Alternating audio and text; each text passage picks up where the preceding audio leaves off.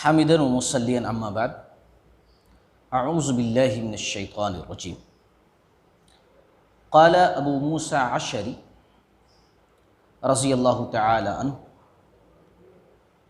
سألت معاذا كيف أنت تقرأ قال أقرأ وأنام ثم أقوم إلى آخر الحديث رواہ ابن حبان۔ محترم حضرات، ابو موسیٰ اشعری رضی اللہ تعالی عنہ بڑے مشہور صحابی ہیں۔ یہ کہتے ہیں کہ میں نے سیدنا معاذ رضی اللہ تعالی عنہ سے ایک دن سوال کیا، کیف تقرؤ انت، کہ آپ قرآن کی تلاوت کیسے کرتے ہیں؟ صحابہ کرام جس طرح ہم لوگ عام طور سے قرآن مجید کی تلاوت کرتے ہیں ایسا نہیں کرتے تھے، بہت کم ہی، یعنی سامنے مصحف ہو اور ہم دیکھ کر کے پڑھ رہے ہوں۔ صحابہ کرام کیونکہ اس وقت قرآن مجید تو نازل ہو رہا تھا، ہے نا، ہر کسی کے پاس مصحف بھی نہیں تھا۔ یہ الگ بات ہے کہ آپ صلی اللہ علیہ وسلم لکھواتے تھے، اس کی تصحیح کرتے تھے، دیکھتے تھے، یاد دلواتے تھے، وہ الگ مسئلہ ہے۔ مگر جس طریقے سے آج مصحف کی شکل میں موجود ہے، مسجد میں آئے 5 منٹ اٹھا کر کے پڑھ لیے، رکھ دیے، ایسا معمول نہیں۔ صحابہ کرام اکثر معمول یہ تھا کہ تہجد وغیرہ کی نماز میں، نوافل میں قرآن مجید کی تلاوت کرتے تھے۔ تو یہاں جو سوال کیا ابو موسیٰ اشعری رضی اللہ تعالیٰ عنہ نے، وہ دراصل سوال کیا تہجد کی نماز کے بارے میں کہ آپ قرآن کیسے پڑھتے ہیں۔ تو معاذ رضی اللہ تعالیٰ عنہ نے جواب دیا کہ اقرأ، میں نماز پڑھتا ہوں، پھر سو جاتا ہوں اور پھر کھڑا ہوتا ہوں، یعنی پھر جو ہے نماز پڑھنے کے لیے دوبارہ میں کھڑا ہو جاتا ہوں، یعنی کہ نماز پڑھتا ہوں، سو جاتا ہوں تھوڑی دیر کے لیے، پھر نماز پڑھتا ہوں۔ کیونکہ صحابہ کرام، بعض صحابہ کرام تو ایسے تھے کہ رات کا بیشتر حصہ جو ہے نماز میں گزار دیا کرتے تھے۔ تو ان کا معمول یہ تھا، یہ کہتے ہیں کہ میں جو پڑھتا ہوں، میں نماز پڑھتا ہوں اور پھر اس کے بعد جو ہے سو جاتا ہوں اور پھر اس کے بعد جو ہے میں کھڑا ہو جاتا ہوں اللہ رب العالمین کی عبادت کے لیے۔ پھر انہوں نے ایک خاص بات کہی 2 جملوں کے اندر، وہ بات دراصل میں آپ لوگوں کو بتانا چاہتا ہوں۔ انہوں نے کہا کہ جو میں سوتا ہوں وہ دراصل اگلا قیام میں مجھے بہترین طاقت حاصل ہو اس کے لیے سوتا ہوں، تاکہ سو جاؤں گا تو وہ جو تھکان ہوئی تھی تھوڑی وہ ختم ہو جائے گی اور پھر دوبارہ فریش ہو کر کے اور اچھے طریقے سے قیام کر سکوں گا۔ پھر ایک اور خاص بات کہی لاسٹ والے جملے کے اندر، کہا کہ یہ جو میں سوتا ہوں اس پر بھی میں اللہ تعالیٰ سے ثواب کی امید رکھتا ہوں، ثواب چاہتا ہوں، ثواب کی خواہش رکھتا ہوں، ویسے ہی جیسے اپنے قیام پر چاہتا ہوں، یعنی جیسا ثواب میں اپنے قیام پر، نماز پڑھنے پر چاہتا ہوں، ویسا ہی میں سونے پر بھی اللہ سے ثواب کی امید رکھتا ہوں۔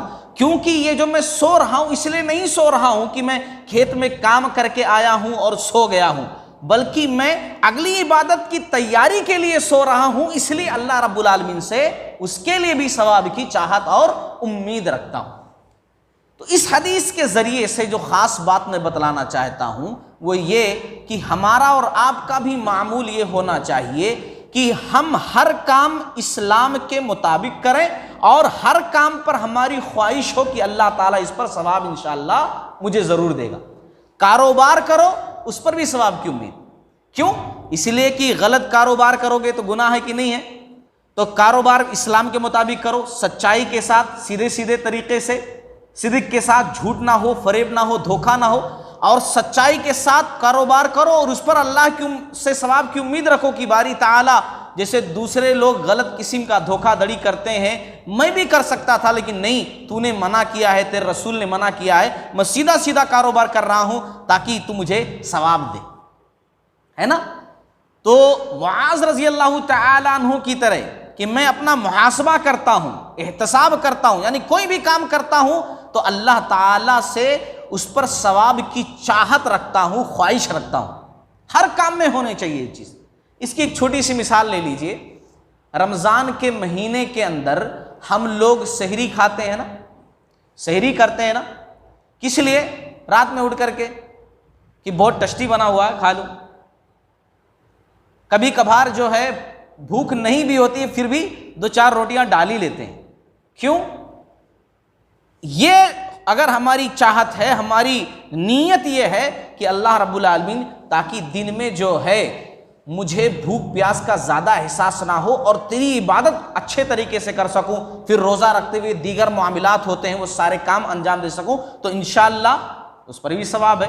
لیکن اس پر ایک اور امید رکھنی چاہیے، ایک اور نیت ہونی چاہیے کہ سحری اس لیے کھا رہا ہوں کیونکہ تیرے نبی نے یہ چیز بتلائی ہے اور سکھلائی ہے کہ سحری کھایا کرو، سحری کھانے میں برکت ہے. دوسرے لوگ جو دوسری قومیں گزری ان کو بھی روزہ دیا گیا تھا مگر سحری کھانے کا سسٹم نہیں تھا. تیرے نبی کی سنت پر عمل بھی کر رہا ہوں اور روزہ رکھ رہا ہوں اس لیے کھا رہا ہوں تاکہ روزے میں جب عبادت کروں تو پھر پریشانی اور دقت نہ ہو. یعنی ہر کام کرو اس پر ثواب کی امید ہے نا. کسی سے ملاقات کرنے کے لیے جا رہے ہو، گرچہ بہت ساری چیزیں ہیں کہ بھائی ہمارے رشتہ دار ہیں، نہیں جاؤں گا تو کیا کہیں گے، ہے نا، رشتہ داری نبھانا ہے، لیکن دل میں یہ بھی ایک شوق ہو، جذبہ ہو، چاہت ہو کہ اللہ جا رہا ہوں اس لیے تاکہ تو خوش ہو اور مجھے ثواب تو دے. ہر کام میں ثواب کی امید، ہر کام میں اللہ سے شوق، چاہت، اور یہ چیز جب ہمارے اندر پیدا ہو جائے گی نا تو ہر عبادت میں ایک مزہ آئے گا اور عبادت کرنے کا شوق بھی پیدا ہوگا. یہ چیز جب ہو جائے ہر چیز میں خواہش، چاہت، اللہ تعالیٰ میں یہ کام کر رہا ہوں بس تجھ سے چاہتا ہوں ثواب تو مجھے. اللہ تعالیٰ سے دعا اللہ تعالیٰ ہم تمام لوگوں کو کہنے سننے سے زیادہ عمل کرنے کی توفیق عطا فرمائے اور اسلام کے مطابق زندگی گزارنے والا بنائے.